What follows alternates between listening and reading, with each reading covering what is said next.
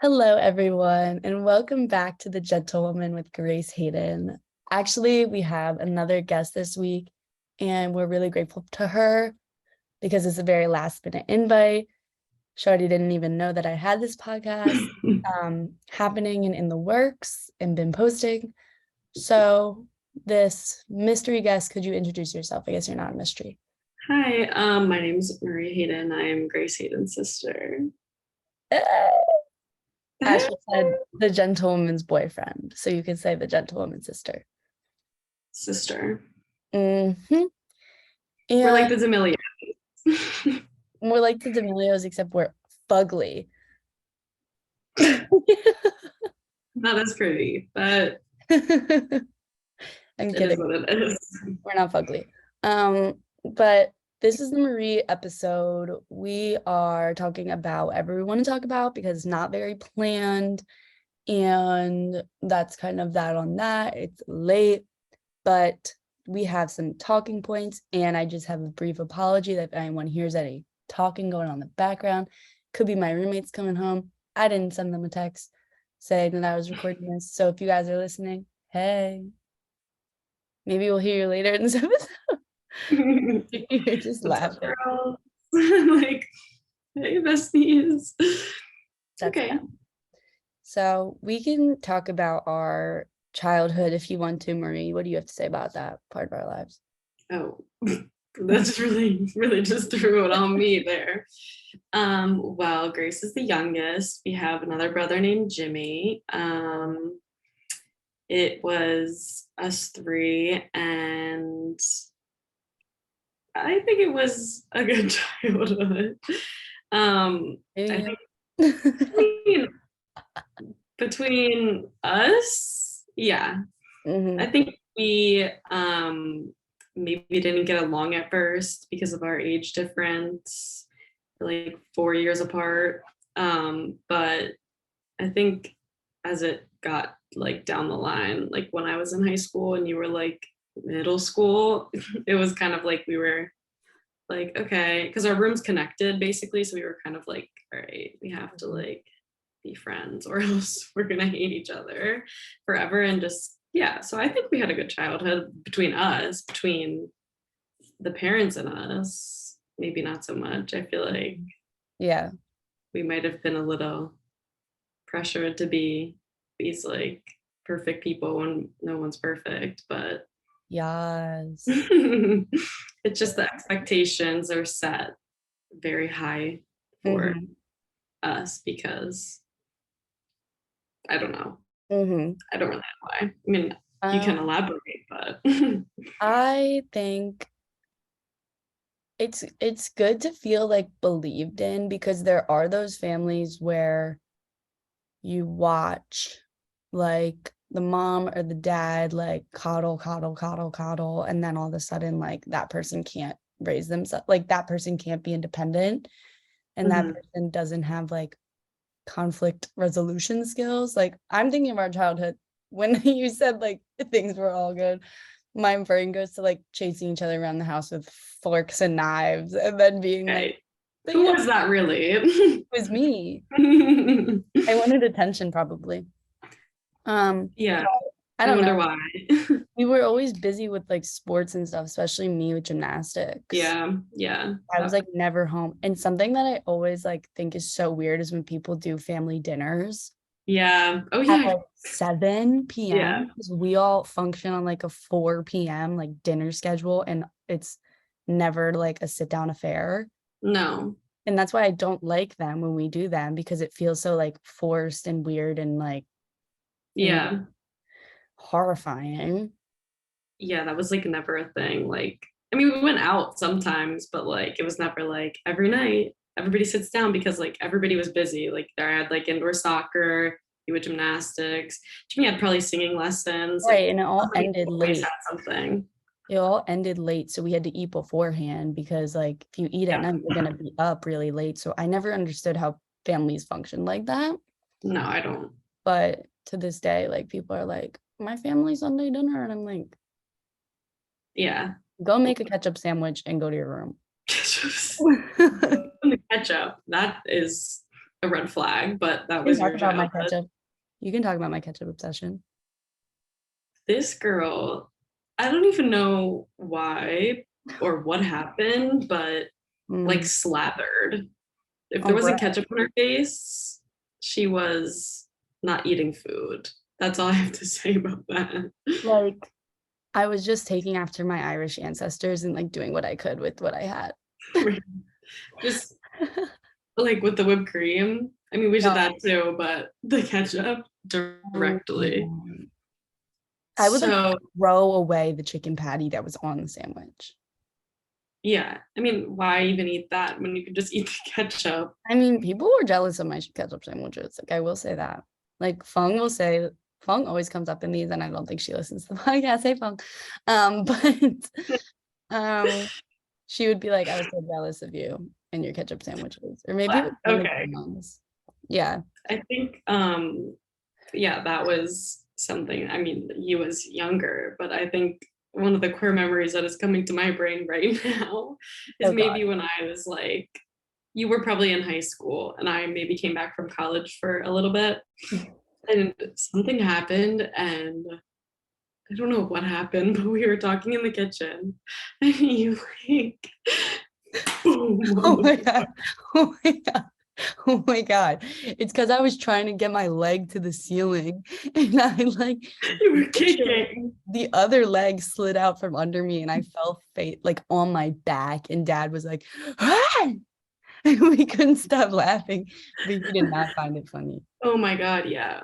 That's like, I A core think memory. that like kind of what? That's a core memory. Yeah, that, but like that explains it all. When something was funny to us, it was not funny to him. Like me belching, you falling, someone getting hurt, it turned into an issue when it really and truly did not need to be, but it always became an issue. No, literally, like all I remember hearing is like, that's unbecoming of a lady. Yeah, And I was like, what's unbecoming of a human being to be an asshole? But right, right. But you know, Dad, if you ever hear this, love you so much. I mean, Um, yeah, just just childhood things. So yes. So, we grew up. I crashed Marie's car. oh, that's another one, I guess. Also, I was at college. I really missed the formative years of you in high school and like You did. almost dying. You really did. Like, so much was happening, and I was just like, And it was only you and mom and dad. yeah, and Jimmy, but Barely, barely. He was there for a year. yeah, but that's still no, he was there for 3 years. Marie's only a year older than Oh, me. yeah, well, COVID too. Yeah, yeah. Well, it was only my senior. I mean, COVID, I just got to hang out with my friends all the time. Yeah, yeah, Because our parents didn't care. that's good. I wasn't Yeah. even home. Yeah. So that was a sleigh. Wait, Yeah. I haven't even told you this, but I went to a psychiatrist, bro, When? at school. What happened? Wait, I want to know. No, she was literally like, so just throughout, I can tell you like more about it personally. It was like a 2-hour conversation, but the funniest part was like, because sprinkles throughout, I like mentioned the fact that like my parents like are super Christian and they like Yeah. are like pray it away, like anxiety isn't real, like blah blah blah. And then she like we had to do like a family history talk about like who I think like if I think any one of our family members has like a specified like depression, anxiety, but BPD, Hmm. whatever. And she was like, before we got to those questions, she was like, so let's take a stroll down this lovely family history of yours. And I was Oh, like, Jesus. I was like, girl, you already know it's bad. Like when Yeah. the psychiatrist is making a joke with you about like your family history. Rip. I know. Rip. So that was super slay. We have another meeting tomorrow. Nice. So we'll see what happens there. But she did say to me, she said, a lifetime of things have happened to you. And I was like, wow. Because I've never thought about it that way. Like, yeah, poetry's Yeah. That's, I um, mean, it's a good way to think about it. I know. And I have a therapist now, Mhm. through BetterHelp. And she's always like, you are like way wise beyond your years. And like, I love that you always listen to your gut and blah, blah, blah, blah. And that feels really good because I've always felt like older. And I tell Asher all the time, I'm like, I hated like being young. Like, I hated being told what to do and like following a certain whatever. And like, I love being an adult now. And I just can't like, obviously, like, there's comes some annoying parts, but like, I like can't wait to have a house and like a dog and a bicycle and like flowers to take care of. And that's Mhm. my dream. Like my dream currently is not like I like my 21st, like I don't even want to drink. Yeah. I mean, I completely understand where you're coming from. Like, I feel like in the same way, like when I was in high school, I was like, wow, I cannot wait to like not be in this like environment. So like I can pick what I want to do and like it doesn't have to be like controlled over everything I'm doing. So maybe that has to do with something that we were raised in because I was watching like all these like beauty YouTubers and like they're Mm, like, oh well, this is what I do in my day and blah blah blah blah. And I'm like, I want to be your age. Like I want to be right. older. I don't like enjoy right now, which like I don't know, I don't think that helped a lot in like the development, but like I think that it I don't know, kind of Well, like says something. something that I think growing up like super Christian hinders is living in the present Hmm. because you are so constantly like fear what will happen to you after God. And I guess we're lucky that we didn't go to like a crazy church. Yeah. The church we did go to like still had its like weird craziness to it. Yeah. But And it's like, like Catholic. yeah, Catholic, not Christian. Yeah, like So I don't know. That's something that always has like really pushed me away from it still and just been like, I'm not going to fear like an unknown my whole life. Like yeah, I'm not living for this like unknown force that right. most people are just like using to cope with the fact that they are going to die one day, and we can get into Right. That's a good segue. your existential crisis that you had while watching the Kardashians. Marie, take it away. I I like hate to admit that I'm watching the show, but it's just too No, that's intriguing like a red flag. not to. Sorry, but there's two parts of the show that were making me like I hate what they're talking about right now. First, the one episode was Kris Jenner is getting a hip replacement. Fine, great, everything. She starts freaking out in front of her mother. Her mother, Kris Jenner's mother? yes, Kris and Jenner's mother's alive? barely like this lady is so frail and so old, and Kris Jenner is like, poor me, I have to get a hip replacement. Like I don't want to die. And her mom's sitting there like, bitch, I'm still here. Like I don't like it was just it felt like so tone deaf to her own mother. And then I she was was like, just gonna say tone deaf. yeah, if she was like, well, you never talked about this, mom. And MJ's like sitting there like, okay, well, I don't think she really has felt like that, but like Kris was like freaking out. She's like, I'm just not gonna be here. That was like the first one where I was like, okay, that's fair, I get that. But then in the episode yesterday, I watched it yesterday. They were talking about like how they want to like either like have a coliseum of all the Kardashians like when they die in this like big coliseum grave thing, or just like get their ashes like flown out every like I don't know, like when you like spread ashes or whatever. Yeah. I don't know what Chloe said that made me like so like, oh my God, like this is me like going away.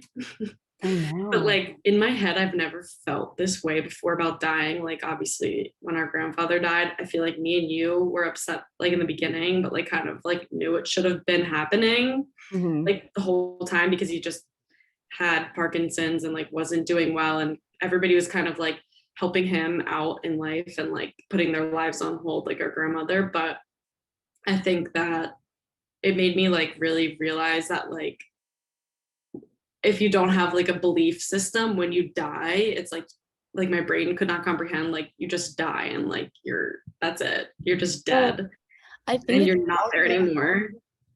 it's weird because it's like that's if you die young, that it's like that is what instills fear in me. And the only Okay. thing that like makes me think like dying isn't scary is if I get to like 80 or 90 and like I did my whole life and I had all the time that I should have had. But what scares me is like a tragic death or like a random death, like getting hit by a car, Mhm. like two kids. I was just telling like people about this to be like more careful on the friggin' road because everyone's a dumbass. Two kids at Ole Miss got hit by a car, hit and run. Car didn't stop. The boy died. The girl is in like critical condition and like who knows what's gonna happen to her. And it's Yeah. just like that's so scary to me. Like a death you can't control. I guess like a growing old and like also cancer is really scary to me, but I think that Yeah. just because like I literally just sat through a funeral where like the person died through like from cancer and Right. it was just awful and it was so crazy too because nobody had a bad thing to say about this man and I know like at some people's funeral it's probably like oh like they were a hard ass but like at the end of the day like we love them Mhm. but like hearing like none of that come from this like Mhm. and this is like a 5-year battle like it's just insanity and I was like how do you even stay happy when that's your fate like I would just be like bye guys like I gotta go. I know. I don't even know. Like It's just like you really have to be living in the present and appreciating like the fact you can friggin' walk like stuff I like that literally. like that goes away like even Yeah. 20 years old. I'm 20 years old and I like my back hurts literally every day. I'm like, there was a time and Yeah. a place where my back didn't hurt every day. And like, I scheduled a chiropractor appointment on Halloween, so I'm gonna go do that. And like, I don't know. It's just, it's scary. Like, it's scary that when you die, like, you stop. Everything stops. Any project you were working on stops. Any work you had to do Yeah. ends. Yeah. And it's like, and then we're always like, "Man, I'm gonna kill myself." And it's like, girl, like, shut the Yeah. fuck No. up. I Shut don't, the fuck yeah. up. Especially like with social media, like I think that kind of made me feel like it too, like that, like I guess your brain just can't really process the fact that like you will not be here anymore. Like you are going to like be gone. So it was like freaking out a little bit. And I was like, well, your social media is still here, but like you're not there. Like that thing that you posted about like what was going on in your life is there, but like you're not. And like your consciousness is gone. Like Yeah. that was like really what was really freaking me out. I was Yeah. like in Because the like mirror, those like are you're words, not gonna be, yeah. those words were written like by Yeah, you and then you like right, thought. right. And like It's the now, weirdest thing. I know, because like then what? And then it's like, do you go like, I don't know what happens. Do you go to a different body and then like, I don't ever I I think more about how like this kind of sounds a little selfish, but I don't think about the afterlife as much as I think about like how sad it might make some people that I die. yeah, I, Like say I died young. Like it would be like so depressing for like parents to outlive you and stuff. And right, right. the afterlife though, I mean, I'd like to believe I go and like into another body or like turn into a butterfly or Yeah, dog, but you wouldn't know. Like you sit I here know. as you are and you don't know anything. Like, I mean, there's been like a case of a boy with like he like took his mom to the grave or whatever and but like Yeah, what are the chances of that happening like to all of us? Like it doesn't. right. But you'll never be like who And it's you are also right now. yeah, and it's so like scientific. Like how you have a child is so scientific and unique and like it's gross to say, but like every time like somebody has their period or somebody like busts, like Mhm. those people aren't being made anymore because that's the wrong like that Yeah, DNA doesn't exist right. because you are losing those specimens from your body. And I think Yeah, it's really weird because like I don't know, it's like if you just waited one more month, like you could have had a totally different child. right. which is Right. so weird. And the fact that like Yeah, that's very weird. men can go like impregnate a woman a day and like women can't, you know what I mean? Like women have to be Yeah. pregnant for Yeah. 9 months. Yeah. Like it's So no effect on them. like you could have like a serial killer in one batch and like a Nobel Peace Prize winning scientist next, and it's just like uh, I it's so know. existential and it's so Friedrich Nietzsche and Simone de Beauvoir. Have you ever read them? Mm-mm. You have to send me some. Well, well, there's No Exit. Have you ever heard of No Exit? No, Have you watched A Good Place? no. Okay. Well, you should watch A Good Place because it's all like a take on very like known philosophical things. And I won't tell you what happens in it, but um, No Exit, we read it in junior year humanities. Shout out Jules. If you're listening, you were there. But basically, this Sartre or like Sartre, it's like Sarte, is a French writer, was a French writer, married to Simone de Beauvoir, and she was also an existentialist writer. And he basically like wrote this whole like poem kind of thing where everyone figures out that like the people they're with is like kind of their own personal hell. And it's like the quote, hell is other people. Cause like they don't Mm-hmm. know they're in hell until they like realize. And then like you, the reader, realize too. And it's a really Mm-hmm. interesting book. And I'm sure anyone can watch like videos on it if you don't want to read the actual text. But like it's just kind of like, well, I'm gonna tell you what happens in The Good Place. Sorry, everyone, if you're listening. It's fine. Basically, it's a tribute to No Exit, the book, because they realize they're not actually in the good place, like they're in the bad place, Oh, and okay, this okay. is hell. And they keep, the whole time they're like trying to figure out like why they're there, like why things are going wrong, because it's the good place, like things shouldn't be going wrong, whatever. And then like Kristen Stewart, main character, is like, no, like this is the bad place. And then like the guy running the whole scheme is like, yeah, like you got me type thing. And then, the seasons go on and he starts working on their team, but whatever. It's a tribute to that, but it's just like so. I mean, that's the basis of like a lot of existentialist writing. I mean, that was a little rampage that I just went on, but it is very Okay. interesting that a lot of people have written on the subject and it is so like known and respected. Yeah. And there's also like Albert Camus, who wrote, I think he wrote this. Philosophy people don't come for me, but it's like The Myth of Sisyphus. Have you heard of that? Mm-mm. It's like this god, is effing with Zeus or whoever. I don't even know if it's Greek mythology, but like he gets sentenced to rolling like a giant rock up a hill every day. And the whole thing is like he ends up learning to love it, even though it's supposed to be his torture. Like he Mm-hmm. ended up loving it because it's just like it's a job is what he's like destined to do until the day he dies. And like that's kind of like an homage to like people in their work lives. And like Mm-hmm. you you'll do it so often that you love it. And it's just like you That's horrifying. should watch stuff on both of those. I'm sure there's like TED eds. Yeah, I definitely need to because I've like been feeling like kind of like that recently and I like It's I, uneasy. yeah, it is uneasy. It's a very like there's nothing I can do about this and it's bound to happen. So I mean I Yeah. try to like journal and stuff and that like kind of brings it back and like makes that anxious feeling of like this is happening, there's nothing you can do about it kind of settle, but Mhm. it's the inevitable. So I I know. definitely will look into that.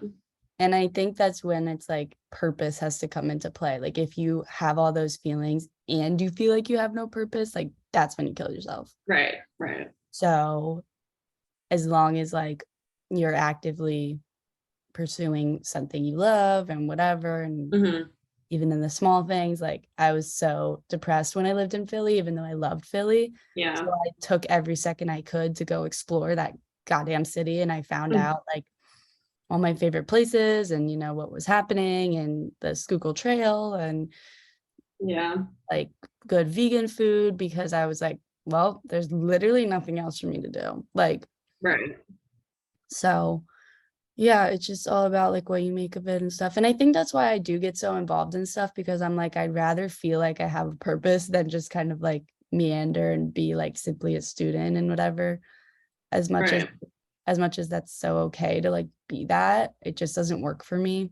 So Yeah, me neither. it also never I has. had, Like yeah. I've tried to be president in SGA since fifth grade. So Right. Yeah, I think that's also an homage to how we grew up. I've yeah. never felt chill ever. The No, good I've quote. never been relaxed ever. Right. Because I just like fully engulf myself in things. And I think that's due to like how we were raised. Especially in college, like obviously being like in a sorority, being the sorority president, you have to like actually be extremely involved in something that like Mhm. is different than just your schoolwork and Yeah. your friends, like your friendship relationship issue, like that all Mhm. has to go into play too. Like, but I would not have it any other way because I could not just go to school and do No, school. That would not be no, okay for me. no. Um, It's like unfulfilling. yeah, but I think that's like if But I also someone could say like that's because it's like you're living in a capitalistic like world and mindset. sure, but I think we as like people have been trained since like we were basically in kindergarten that like it's a community. And Hmm. like I'll go into my next topic of like post grad there's no really community that there is like Hmm. it's like in kindergarten and like elementary school, like you did after school activities, you did sports, you did like I don't know, you hung out with people. Announcement. Right. And you did the Pinewood announcement. Oh. Oh. um Exposed. so and then like middle school, obviously same thing, high school same thing, college like really like everybody's living together, like they're the dorms together, like it's Mhm. all this community. And then once you graduate, like everybody kind of like goes to their own big city or doesn't go to a big city and kind of just stays at home. And then you kind of like lose that sense of community if you're not like in a workout class, like don't have good people at work. Like I have all my friends right now are from work because that is my community of Right. like what I do. And like I try to do a cycling thing. I didn't really meet people there. Like that could be my own fault, but I only did it for like 5 classes. So I know. um it's just like so hard to like meet people when there's no real community that is bringing you all together. Like college is bringing you all together, work is bringing you all together, sports are bringing you all together. Like once you graduate college, I think a lot of people get lost and like a little like confused slash depressed slash anxious, which is like I can attest to because of my old apartment. I basically like was there alone and didn't really talk to anybody, wasn't like close to anybody in the beginning. So it's just extremely different from going to college, from going to like your first year out of college, like how much Hmm. you learn in that time of like, I need to like do something because this is on me. This is not like on anyone else. And like, I don't know. I just think it's kind of crazy how like you're expected after all this community to be like, all right, now that's all. Like you have to make the effort to like go see your friends at home. You have to make the effort, like they have to make the effort to come to you. You have to make the effort to like talk to people randomly in the Starbucks line, in the cycling class. Like you have to make that effort. When before, like no one was trained to make that effort. Well, I guess too, like for me, it's a little different because like COVID year took community away Oh from yeah. people. Right. And then I lived alone. Like whenever I called you, you were like, you're living like what I'm supposed to be living, like a Yeah. post grad life. I literally lived with post grad people and struggled there, but I was still like, okay. Did you see that the meeting will end in 10 minutes? Yeah. Okay.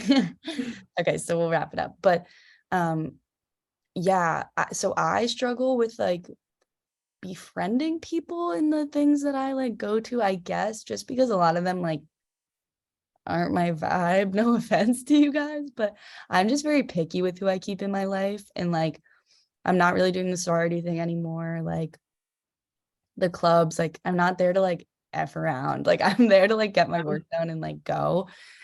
Just because I don't know, like friendship is a two-way street and I haven't really felt like the effort like fully fulfilled when I know it's possible from people and like I've given the effort. So whatever, besides the point. I wanted to go back to a second too, because the psychiatrist, like you saying we were raised like that, we talked about the fact that like having Jimmy, well, having like a brother with like where all the attention's on them. Cause she said she used to work with cancer patients and like the siblings would get like totally like neglected and have all these like expectations. Mhm.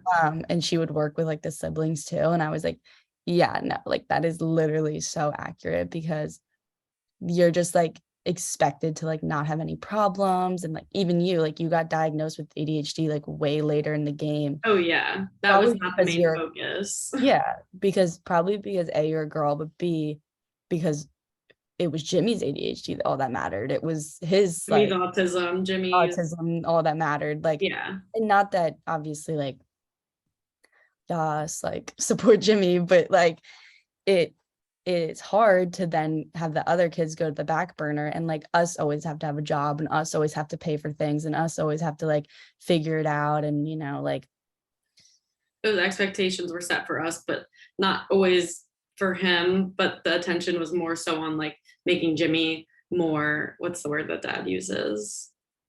I don't know. It's not like normal, typical, making Oh. Jimmy more typical.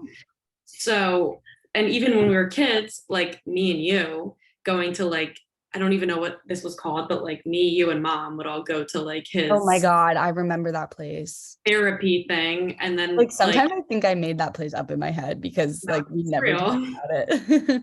It's real. I don't know what not physical, but it was like, I It feel was like like it's like mental. brain. It was brain therapy. Like Yeah, it was literally like trying to get him developmental skills. right. Socialized and Hmm. just anything that could happen. But like, that is the core memory of our childhood as well, going back to that, like, how much like we had to drive out for him to do that. And Hmm. like, I mean, it's not that we're saying we're neglected or anything. It's just the main focus is on making, since we are typical children, main Right, focus is making their other child the more typical one. right. So Which unfortunately, because of that, fostered like a weird kind of thing where we could never say when we weren't okay.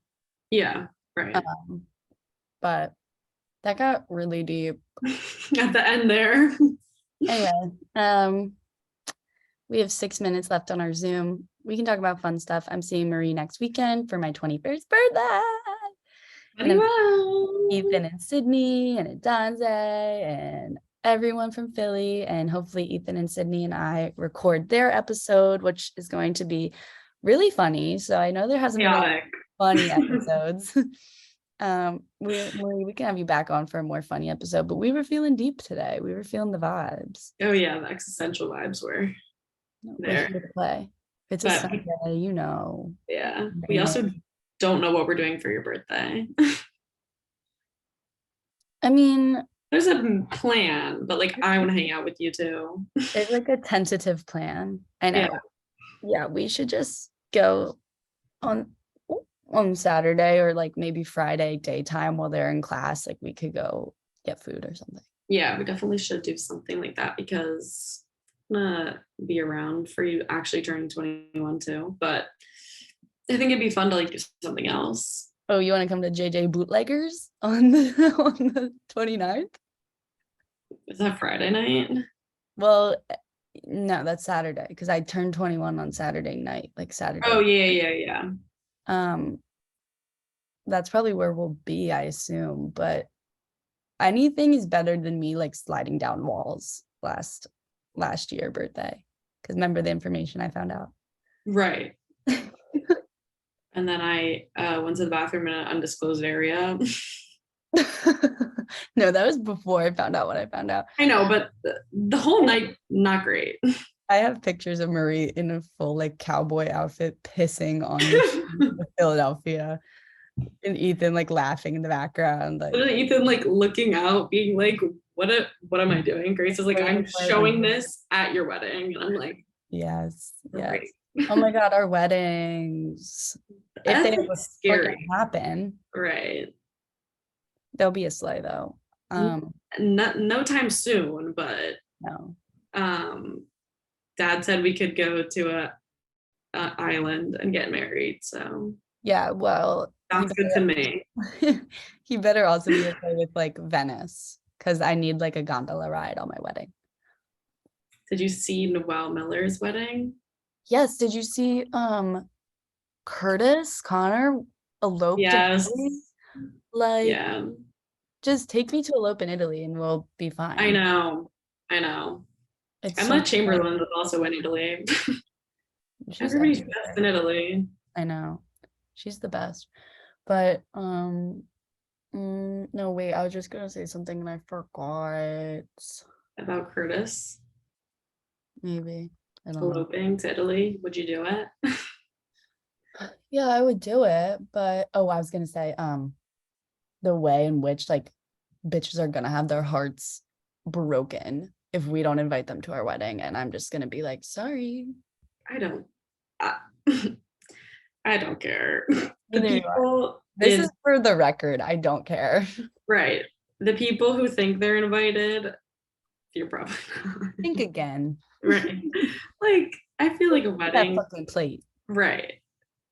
I think a wedding like has got such a different meaning now where Yeah, people are like, I don't care. And especially after COVID, you're not coming. Like right, right. we And don't go ahead. speak. We don't talk to each other. We don't, Right.